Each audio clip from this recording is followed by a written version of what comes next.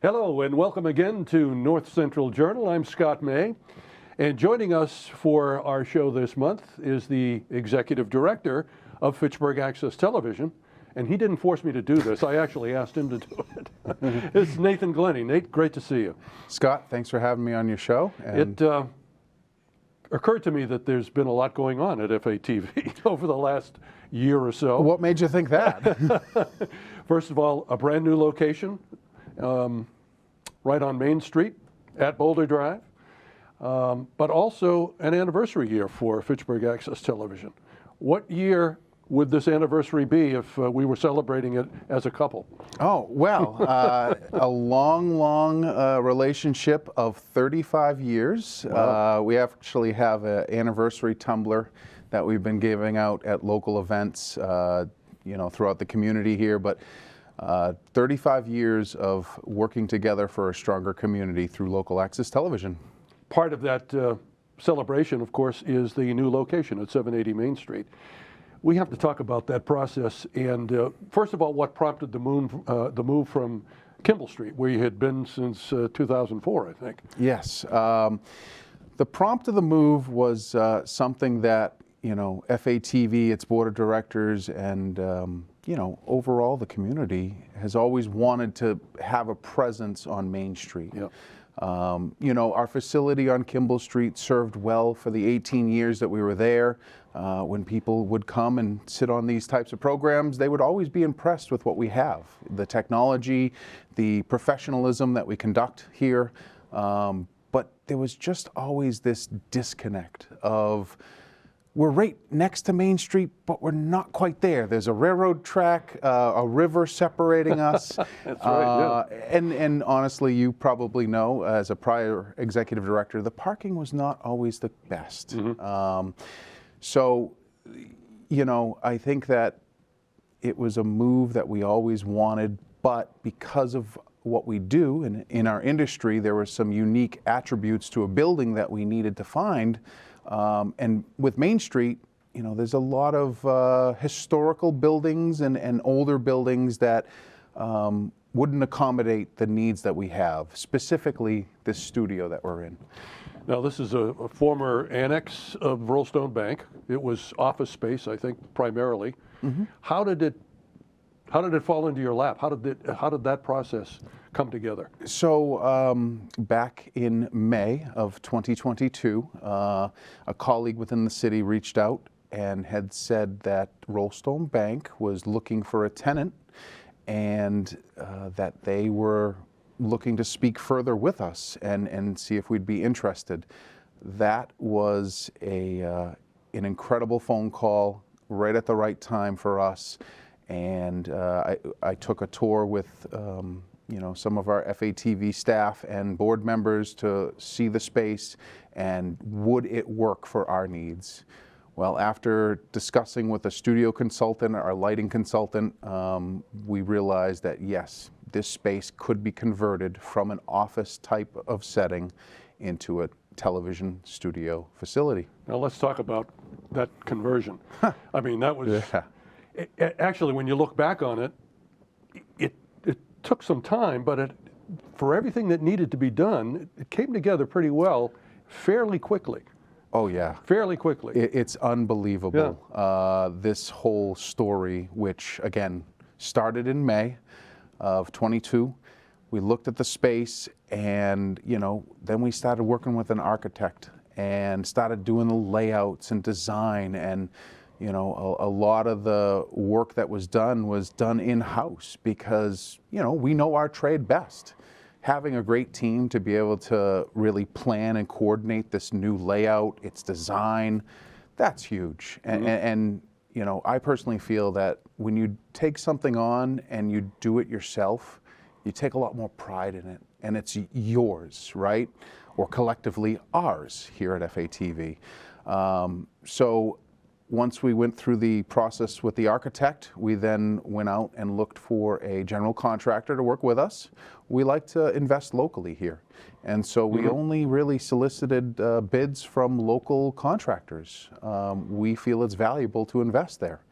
So on October 20th of 2022, that was the day we commenced demolition. It was sledgehammers to walls. It was, a party for the contractors. We did not partake in that demolition process.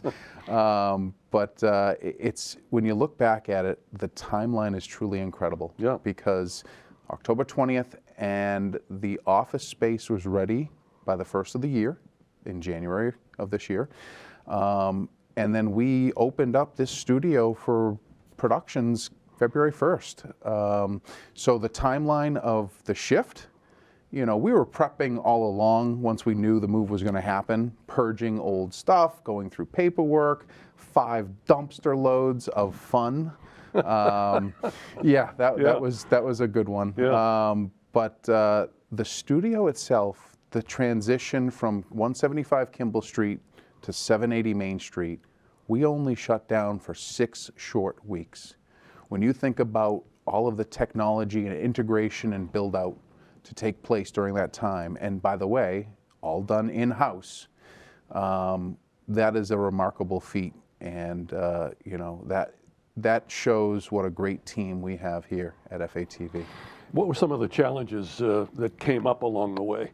It couldn't have been a perfect process because nothing is perfect. No. So what stands out in your mind is some of the challenges? As much as you try to plan and just put your best foot forward, as you said, there's always something that just catches you and adds a wrinkle in the process. Yeah. As we had talked about, this was all office space. So each office had a sprinkler head.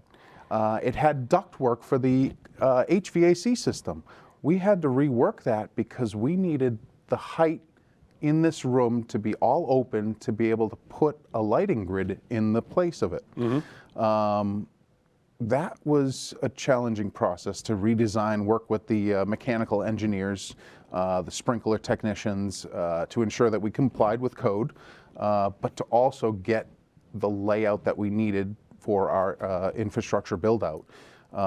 Beyond that, it was working with the general contractors about the size of the room. It was, I keep calling out his name, but Travis Falk really designed the whole engineering side of this place and the interconnects between internet and video feeds to every office, all of the feeds that go from each studio to our master control broadcast center, if you will. It was well planned out, and honestly, I don't think we could have done any better. The reception for us on Main Street has been just heartwarming and really open arms to have us down here. Yeah, I was going to ask you what has that reaction been? I know you've had a ribbon cutting, you had a chamber event, after hours event here. So there've been a lot of folks that have had the opportunity to see the new space. What has that reaction been like? Words can't express it, honestly, Scott. The outpouring of support that we saw the night of our ribbon cutting, we had probably 100 people, standing room only, and we had to simulcast what we did in the studio here to other parts of our facility so people could see and hear it. This studio was packed with support from city leaders to just organizational collaborations we have and representation from them. So many people turned out. They are amazed at what we did to this facility and the integration of technology and how accessible it is now. Mm-hmm. On Main Street, it just opens up so many more doors, and the parking is just, you can't speak more of it. The parking accommodations is such a huge addition. And one of the other things that people probably wouldn't realize, you have a fairly large production truck that needs its own space. It had it on Kimball Street, and you were able to relocate that truck in this facility as well. And by God, it's got a heated garage too, doesn't it? It does. Unlike Kimball Street. Correct. And great point for bringing that up. When we looked around on Main Street, that was one of the things that was going to be very challenging to find. We wanted a location that could house our remote production truck on site. We could rent garage space, but now you'd have to, get in your car and travel over when you just want to walk through your facility and get to your other assets that you have. And again, that's why 780 Main Street and our partners with Rollstone Bank, this space was perfect for us in so many ways, and that heated garage is surely a great addition. Yeah, I know that was having gone through the process of looking at property when I was executive director with members of the board. Sometimes that breaking point was the fact that there was no location for that production truck, and so it became a critical piece of any kind of relocation, and you found it here. It's such a great asset to what we do within the community to have literally a state-of-the-art production truck that we can go out and cover sporting events, 4th of July parade, various events that we need a multi-camera production for. This truck, which is 2008 is when we got it, there is not a rust spot on it.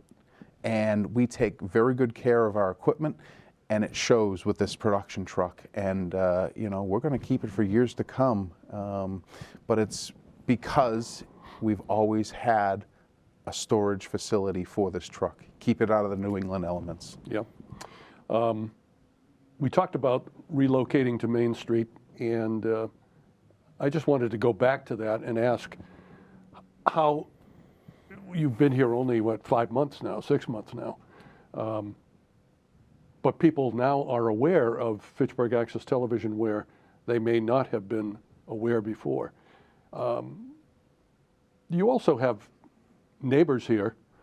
This part of Fitchburg, the Upper Common area and the Upper Main Street City Hall location. You've got Fitchburg State University and the theater block. There's a lot going on in this part of Fitchburg as well. It must be nice to be a piece of that and involved in it as a business. Oh yeah, 100%, Scott. Just like you were mentioning, in this portion of Main Street, there's a lot of synergy going on, and we are so thankful to join that right now. I've always thought that this part of the downtown Main Street corridor has a lot of arts and culture features to it. You've got Fitchburg Art Museum. You have the renovation coming to the theater block through Fitchburg State University. We're right across the street from Town Hall, City Hall.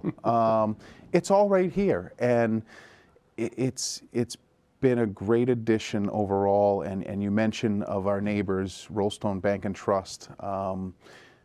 You couldn't ask for a better community partner to open their doors and to welcome us into the downtown district. I mean, they've been so grateful, not only through their support of attending all of our events, but opening the doors and welcoming us here. They are a great partner, and I can't have thought of a better landlord to have, to tell you the truth. And Rollstone has been a great partner of FATV for quite some time, long before you became business partners, so to speak. Right. So it's nice to have that kind of community support too. 100%. Now, we touched upon this year being a special year for FATV, the 35th anniversary of Fitchburg Access Television. Let's go back and look at some of the history. We know you're on Kimball Street. Now we're on Main Street. Where have other locations been of Fitchburg Access Television during that 35-year period? Well, one of those locations was where I got my first introduction to Fitchburg Access Television as a middle and high school student in Fitchburg. And that was 376 South Street within the administration wing of South Street Complex. It was on the 3rd and 4th floor, but there was a space that they converted into a studio, office space, editing suite space, a conference room. The school department was very welcoming during that time. And then before there, it was the Johnsonia building. Right. We had a little storefront with cubicle walls, and I've heard stories of maybe tarps to divide some areas. That was in its infancy of our history. Yep.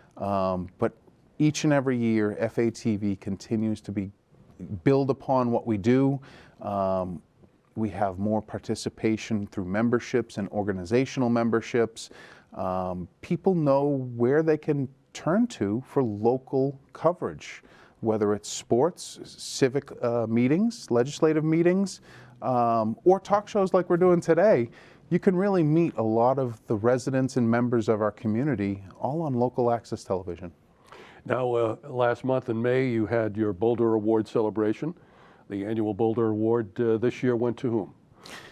It went to Miss Luisa Fernandez, who is an incredible person and works within the Fitchburg Public Schools. And I mean, I can't even list off how many things she's involved with in our community. But each and every one that she is a part of, she puts all of her heart and soul into it. And if you haven't met her, you really need to do so, because she's a superstar. Yeah, so, once you do meet her, you won't forget her, that's for sure. That's right. Yeah. So yeah, the board of directors selected Luisa as our 26th annual Boulder Award recipient, and they couldn't have picked a better candidate this year, an award recipient. The evening was just heartwarming, and you couldn't leave without a big smile on your face. Again, great attendance at that event held at Oak Hill Country Club, and it was a good time. If you've never been to one, you should go. It's a good time. So plan on it next year. It'll be at Oak Hill again? We plan to host it again at Oak Hill, and it's always the first Thursday of May, and that'll be the 27th annual Boulder Award. So we're going strong there.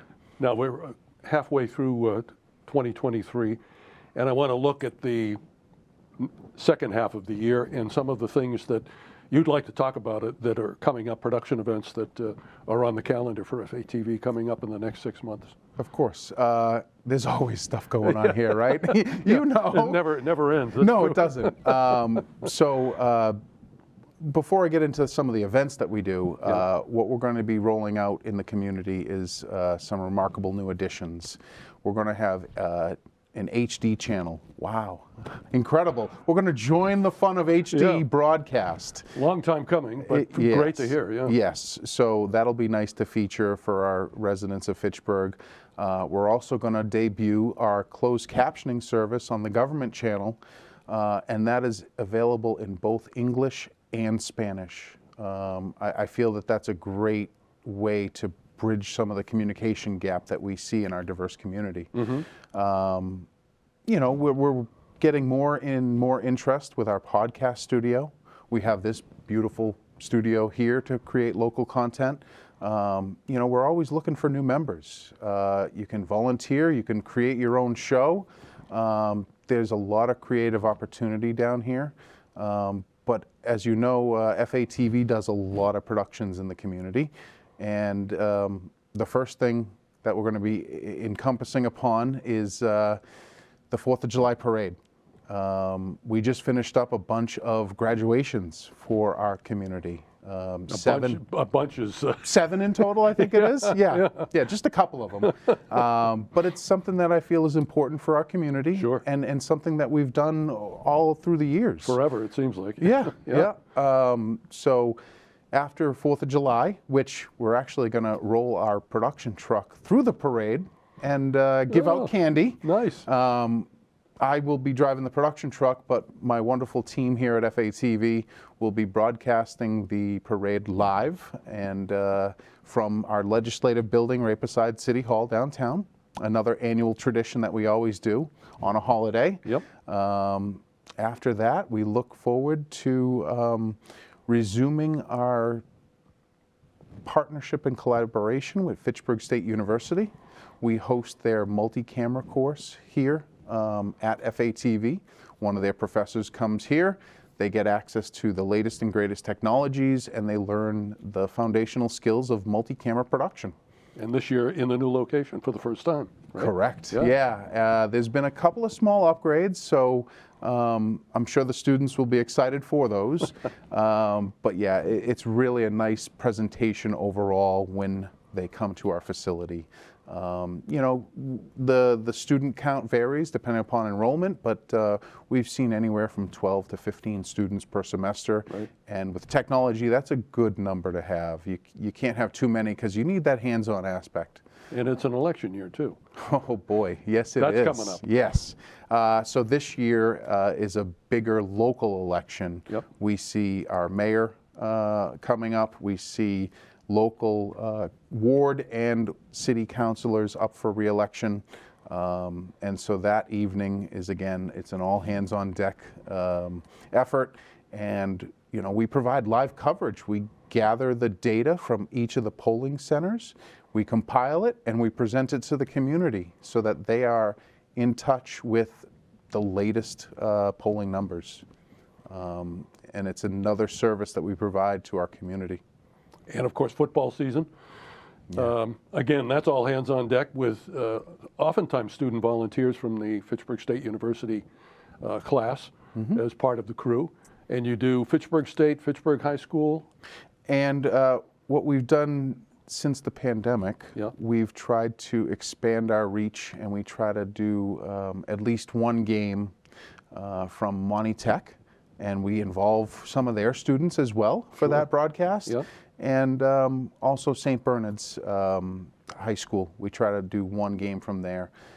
We can't be at every game every week. Obviously, we only have so many hands to be able to cover these. We only have so much equipment and channel time, but we get out there and we cover a lot. So football season, you know, it could be one or two, you know, a Friday and a Saturday night game. Maybe we'll get lucky and just have a Friday night game. Or just a Saturday. Or just a Saturday. And we've been looking at the schedule now. I think there's one weekend where we get a break period, which we'll all be looking forward to. Well, when you think about it, you know, you hit the fall, you've got the Fitchburg State University students coming in one day a week. Well, that's a 3-hour class, right? Correct. Yep. So you've got to, and that's, yes, they have a professor, but you have staff involved in that as well. And then you've got virtually every weekend, you've got a football game right up until Thanksgiving. And you've got an election season coming up, and there's going to be a preliminary as well, right? Correct. Once you get double the number of candidates beyond the one slot, you have to have a preliminary. And so we already have, we believe we'll have 3 certified candidates for the mayoral position in the city. So yeah, that'll be in September, I believe, the primary. And oh, by the way, with all that, we still have our regular activities that we do, which is, you know, studio shows. We do 18 legislative meetings a month. You know, we try to continue our engagement with the schools, you know, and they have sports programming from the high school. They might do a studio talk show or a FHS news program. We like to be involved, and we like to help all residents of Fitchburg. Several times you mentioned all hands on deck and a team that works here. Let's talk about your team. How important, and I think sometimes it's taken for granted, but how important is that relationship and is that teamwork for FATV? You hit it right on the head. You need a good team, and you couldn't do what we do without a good core foundational team. We all care about each other. We all come to work happy, and we know what we do is meaningful. And a team like this, I couldn't ask for anything more. They are, it's a work family, and we get so much done working together. We all know where we play a role in the success of our organization, and I don't know what I would do without this team here. I've thanked them at our recent Boulder Awards. I try to thank them as much as I can, and maybe it's they feel it's like, okay, Nate, you got to simmer down now. Like, we know you care about us and appreciate us, but it can't be said enough. This team is remarkable, and I'm happy to be here. We coming toward the end of the show, and I wanted to make sure we touched upon how an interested person or organization becomes involved with FATV. What's that process like? And when they do become members, what doors open up to them as a member? So let's start first of all with what it takes to become a member. Right. So to become a member of FATV, you either have to live, work, or be part of an organization that is based out of Fitchburg. If you qualify under that, then you can become a member. What we're working towards right now is actually opening that door a little wider. We want to be able to welcome non-residents to Fitchburg, and we believe that people want to utilize local equipment and create content. And where we are a open door welcoming facility, we've seen that. We have some members, some volunteers that are from Leominster. We've seen outreach because they've heard of what we do here. They've heard about how many productions and how engaging we are, the technology that we have. So we've seen a lot more interest, not only within Fitchburg, but even surrounding communities. Mm-hmm. So once you become a member, then you have access to all of our equipment, training to use the equipment, and then it gives you access to channel time for whatever program you want to create. Now, people always forget, can we use your equipment to, film a wedding? Unfortunately, you can't use our equipment, our public equipment, for personal gain. So you couldn't record a wedding for a fee, and that's against our policies. We also don't produce content for you. You have to get volunteers and a crew together to be able to do your production that you're looking to do. Now, that doesn't say we can't help you to get started, but we can't sustain your program. You do all the training, and then they take it over. Correct. Right? Yes. Yeah. But again, you can't have that keyword as call to action. You can't advertise with us. You can't say, hey, go to our website for a 50% discount today. We can't have that on our, it's against our policies and regulations. But once you become a member and get training, you can be as creative as you want. Behind this black curtain, we have a green screen, a green curtain. The sky's the limit when it comes to creativity here. Well, Nate, I want to congratulate you, first of all, on your years as executive director, starting in the pandemic year of 2020, and how much has success you have had, how much has been accomplished, and particularly with the new location. And congratulate you and your staff, and thank you for being a part of North Central Journal. Thanks for having me, Scott. And what you do for this program and the outreach that you do, it's amazing, and thank you for participating in local community television. My pleasure. Thanks a lot, and we'll see you down the road, I'm sure. Indeed.